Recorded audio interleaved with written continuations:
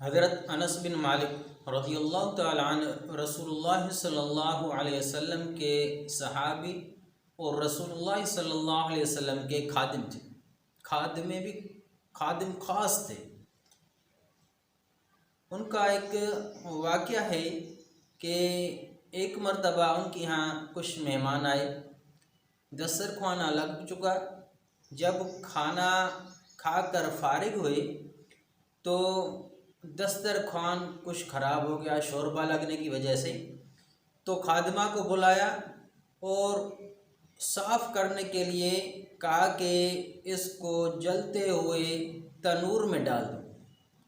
اب مہمان حیران ہو گئے کہ دسترخوانوں کو تو صاف کیا جاتا ہے، یہ صاف کرنے کا کیسا طریقہ ہے؟ ان کو حیرت ہوئی کہ تنور میں کیوں ڈال رہا ہے، اور تنور میں تو یہ جل جائے گا۔ اب خادمہ نے حسب حکم اطاعت کی اور دسترخوان لے کر اس کو تنور میں ڈال دیا۔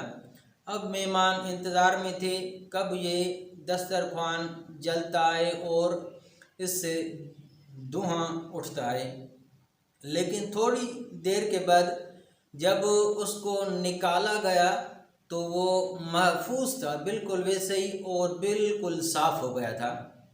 تو مہمانوں کو اور زیادہ تعجب ہوا اور انہوں نے پوچھا کہ صحابی یہ کیسے ہوا؟ آگ تو جلا دیتی ہے لیکن اس دسترخوان کو آگ نے کیوں نہیں جلایا اور یہ بالکل صاف ہو گیا؟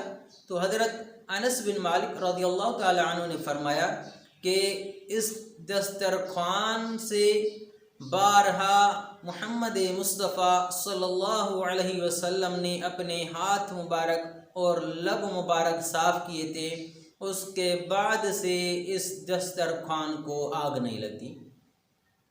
مولانا رومی رحمہ اللہ علیہ نے فرمایا کہ دیکھو کہ جس دسترخوان سے رسول اللہ صلی اللہ علیہ وسلم کے ہاتھ مبارک اور لب مبارک لگے اس کو آگ نہیں جلاتی، تو جو عاشقان مصطفیٰ ہیں ان کو کیا کیا کچھ انعامات ملے ہوں گے، جن کو رسول اللہ صلی اللہ علیہ وسلم کا جسم اطہر لگا۔ اور فرمایا کہ جو آگ سے ڈرتا ہے اور عذاب جہنم سے ڈرتا ہے اس کو بھی چاہیے کہ وہ ان مبارک ہاتھوں اور ان مبارک لبوں کے قریب ہو جائے۔ اب وہ کیسے قریب ہو جائیں گے؟ اس لیے فرمایا کہ اس کا طریقہ یہ ہے کہ اتباع سنت کرے، سنت کا اتباع کرے۔ جب جمادات کو حسی قرب مل جاتا ہے تو ان کو یہ مقام حاصل ہو جاتا ہے کہ ان کو آگ نہیں جلاتی، تو جو رسول اللہ صلی اللہ علیہ وسلم کے حسی قرب یعنی معنوی قرب جو حقیقی قرب ہے اتباع سنت، اگر وہ اتباع سنت کریں گے تو ان کو کیا کیا کچھ انعامات ملیں گے۔ دعا ہے کہ اللہ تبارک و تعالی ہمیں بھی اتباع سنت کی توفیق عطا فرمائے۔